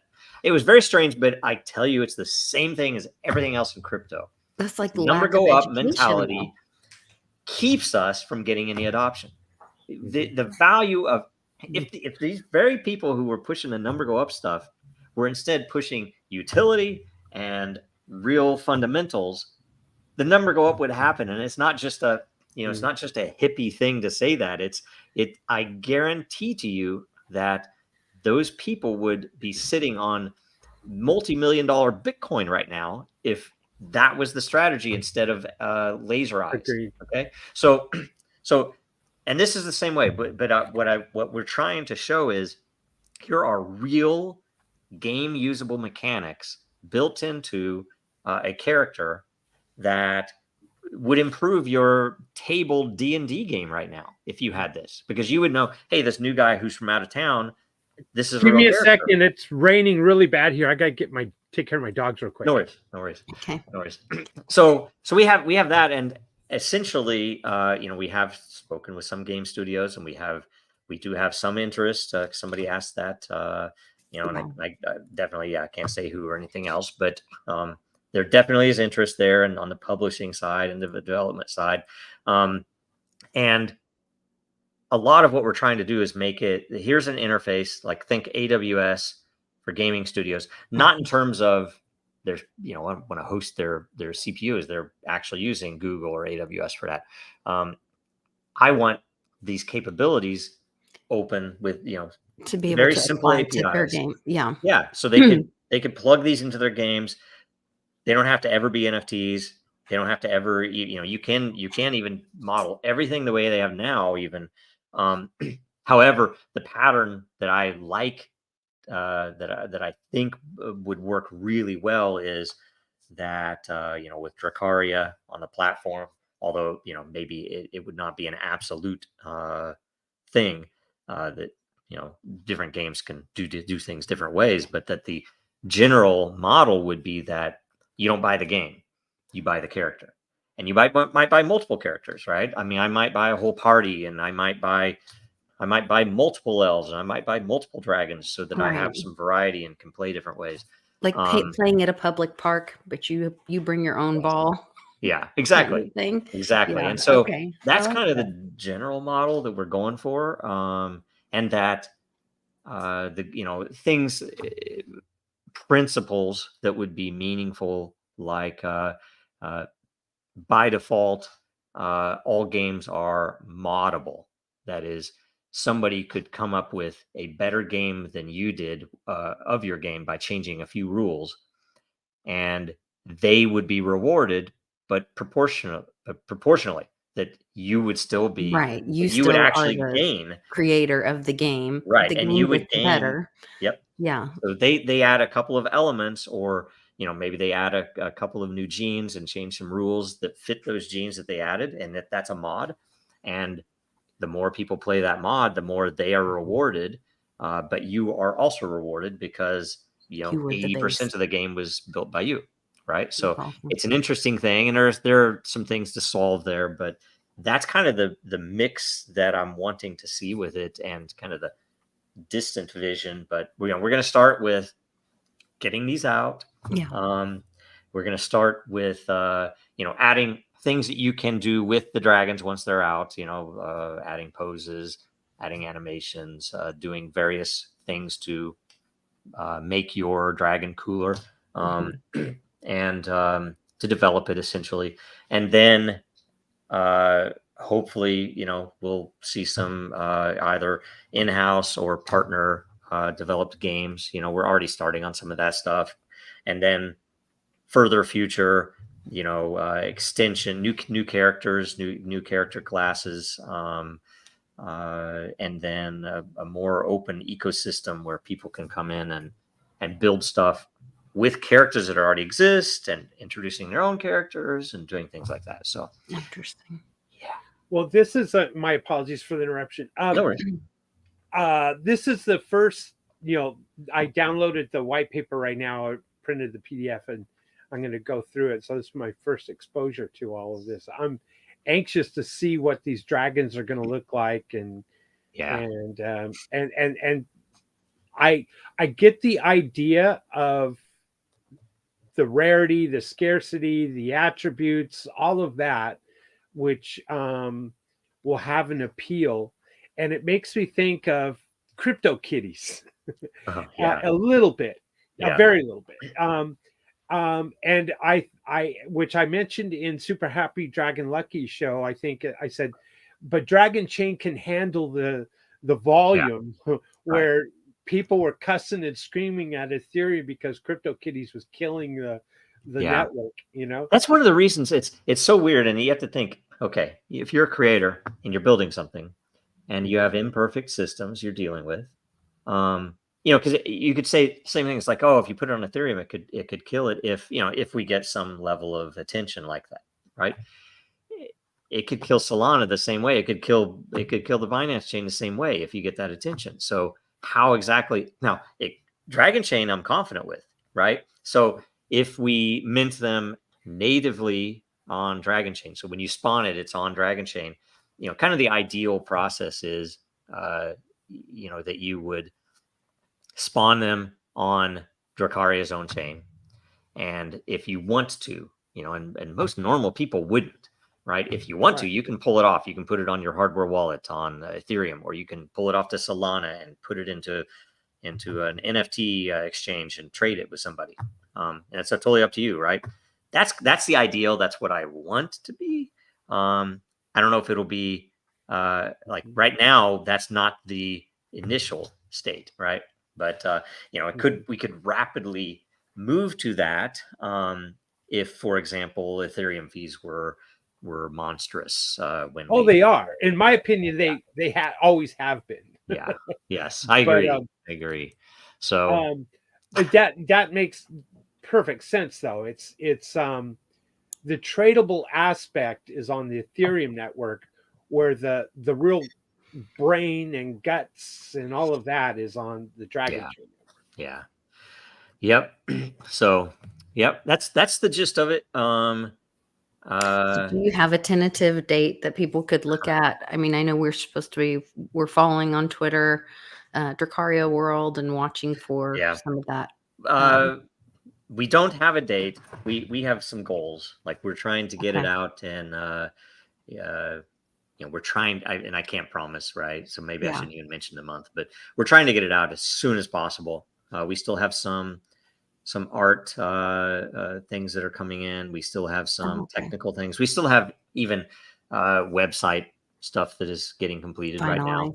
Yeah. So, there's a little bit of work left to do, but I would say largely almost 90% of all the work is already done, which is in the spawning and the genome and the contract and those things. Those are all done.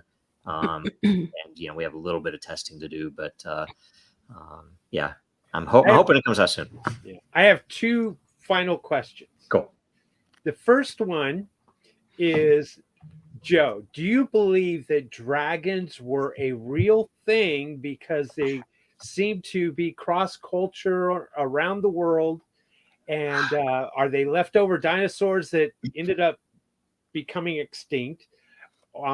Number two question is, you said that this is one of the most exciting projects you've ever done or created, and you have had such a wide range, all the way from FBI to Disney, and for you to be this excited and think so highly of this project, my big question is, given all of that history of various projects, why this one?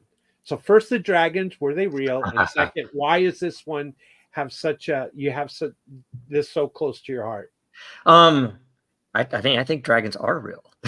I don't know why. It's an interesting thing, and the Asian dragons are slightly different than the model of the European ones, and I think also some of the other, like Indian, they're a bunch of different kinds, right?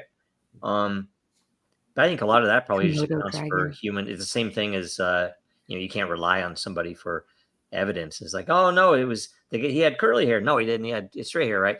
People just, so they probably draw them different, and then they kind of see each other how they draw them, and so I think that's how that split happened. But I don't know. They're probably as real as a lot of other things that our education would tell us isn't real, right? So, do you think they actually existed at one time? I have no idea, right? I mean, there's Komodo dragons now. Well, right? There are. Yep. Right. Yep. Thunderbirds. I mean, look at how many magical creatures there are described. There's a creature that looks spitting image of a freaking unicorn. I saw in a zoo once. I was like, wait a minute. Isn't that just a unicorn? And it's like, okay, it's not magical, maybe. I don't know. or the sea monsters, you know, the kraken that I was going to say the galleons. They say that they'll, So, you know, I the think, I don't know. I scientists will think find so. new My creatures official answer underground. is yes, undersea. they still exist. Nice. And then the reason, I guess, the reason why this is the most exciting, or why this project, I think this project is, it's almost like it was handed to us, that, you know, that team reached out to us with this dragon, and I'd been clamoring. You guys, you watch me enough on shows or interviews. Somebody needs to do this. This hasn't been done, is a freaking travesty so far. We have this technology, we have this need, and it's even, it is a need, I think. But even if you don't think it's a need, it is something that radically improves the potential gameplay and variety, and makes it much more like a real world thing. It's not like I have 4 parameters that I have to build my strategy around. This is crazy, exponential, and dynamic, right? It's very dynamic because the seasons change.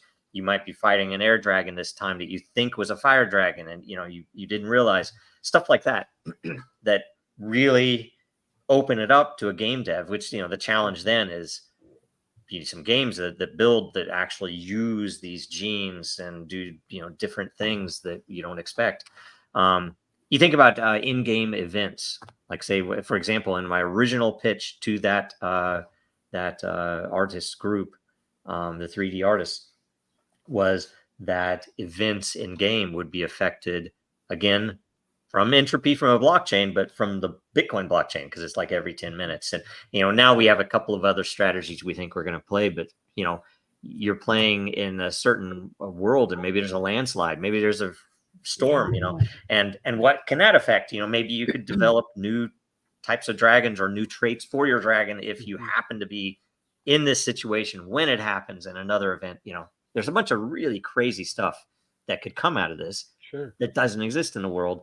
And the variety was so intense. We went through this, and everything falling into place, with the team. We would discuss, even the naming. That naming was only developed last month. We didn't have anything built until last month. And I was like, it's like, it should have a name. It's like, it's a meaningful thing that'll add extra, the lore for sure, but add extra, what do I want to say? It's almost like a gravitas of this dragon. It has this name, and it's that color, and it's whatever else.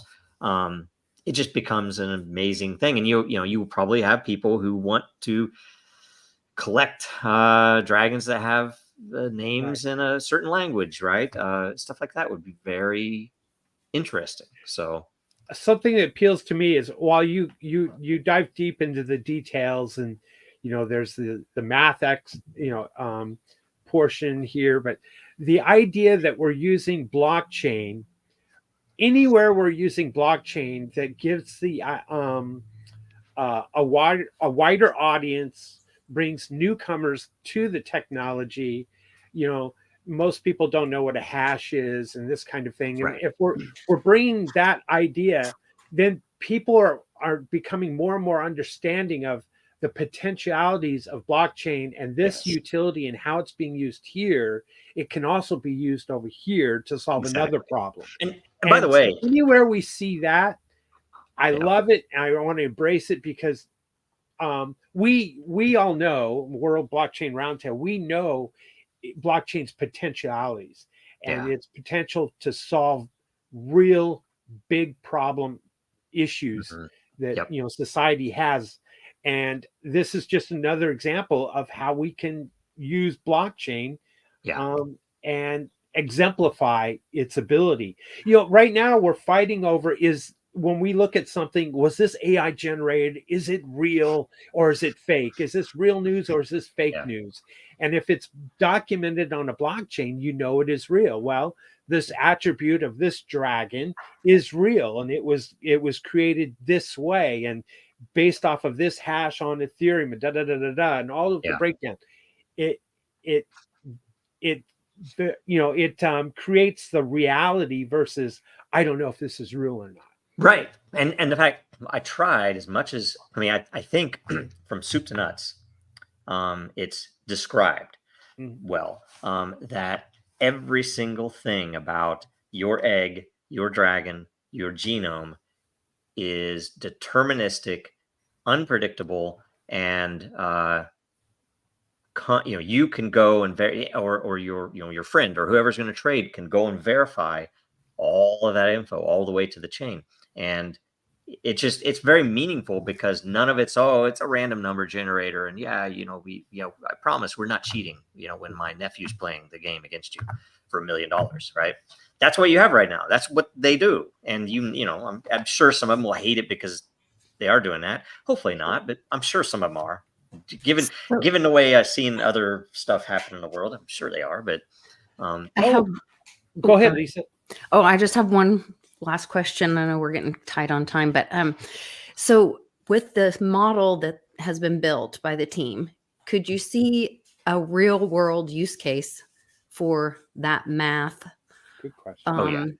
Oh yeah. Or model and solving some problems in our world today? And can you disclose any of that that you might think it could apply to, or well, I mean, so for example, I mean, you can apply it to gaming in Las Vegas, gambling. You could apply this tech to that, and you would be able to prove to your customers at a casino that you're not that the slots aren't cheating you, and it wouldn't even matter what the auditor from Nevada said. In fact, the auditor from Nevada should be requiring this technology in those machines and at the tables and everywhere else, because it would actually control them. I mean, you would be able to know I'm not being cheated. I'm the odds are still in the house's favor. Everybody still makes the same amount of money, but I actually have a real chance, right? You think about it, lotteries could use this system, and again, that's still, I'm on the dirty side of stuff, with gambling and lotteries and all that, but lotteries would actually be fair. Right now, you don't know how they're actually selecting those, because enough times there have been hacks to those systems.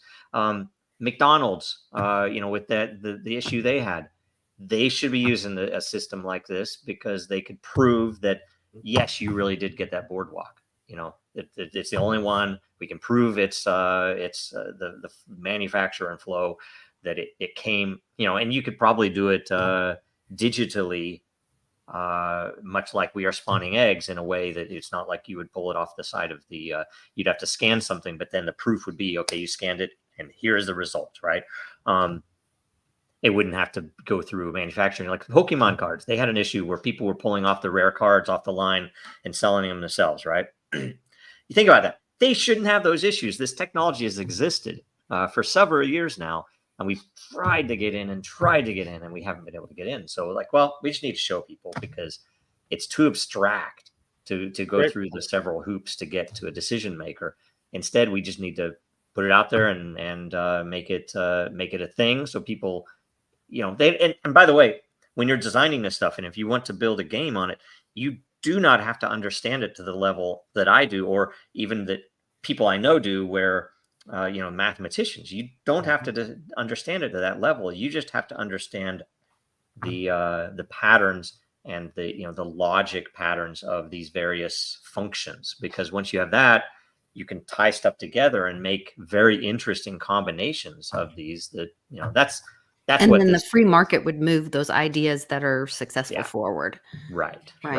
That's so maybe it's a bad example or summary.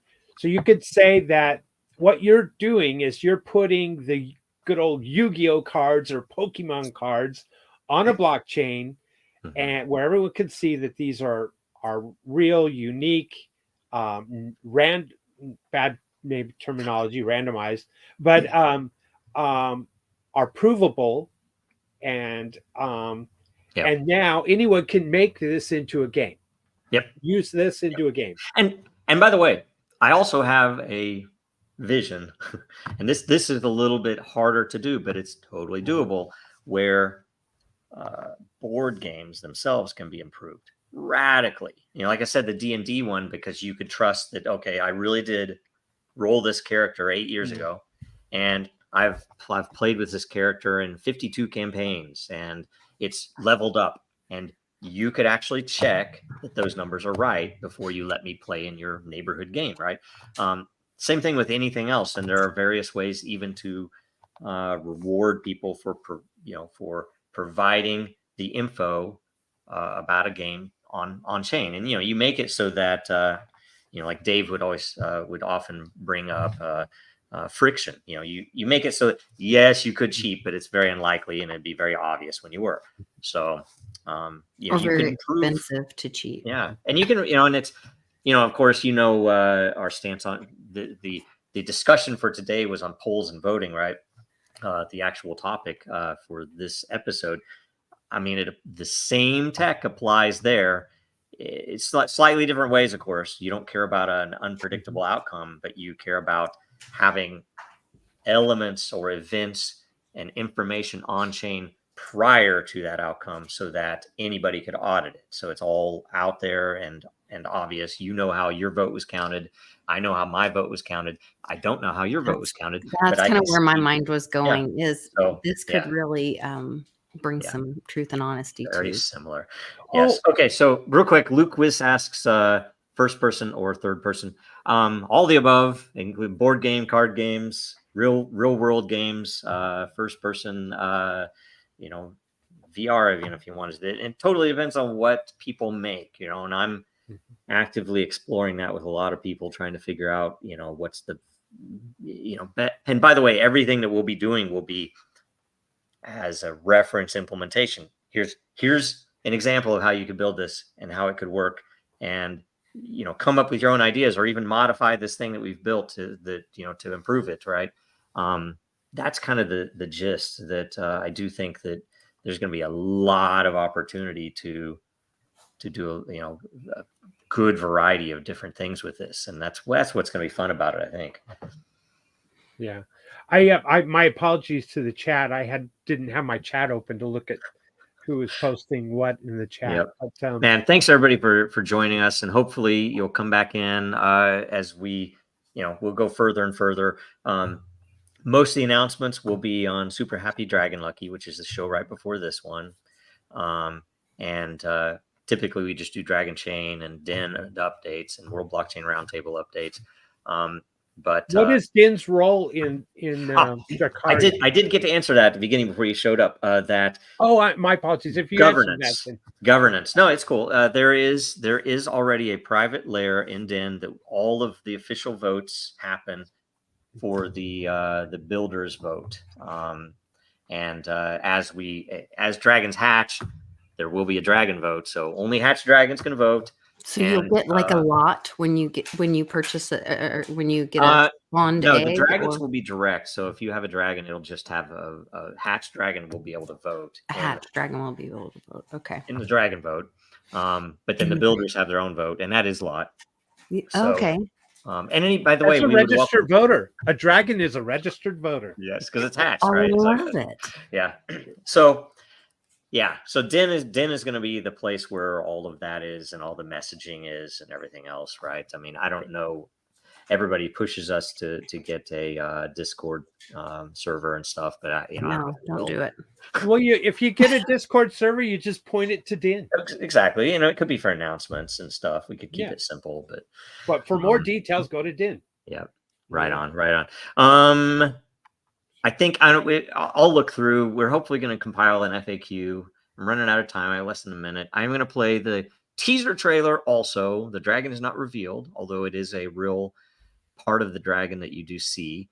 And I believe that is the Earth egg, the real Earth. Oh, we didn't ever show the eggs. You have less than a minute. Damn it. I have less than a minute. What do I do? Do I just tune in next week? I think you do the trailer. That trailer was awesome. Just do the trailer. We'll tune in next week. I'll show you the eggs. I'm so sorry. Man, no, we love it. We love it. All right. Okay. Thank you so much. Talk to you guys soon. Thanks. Bye.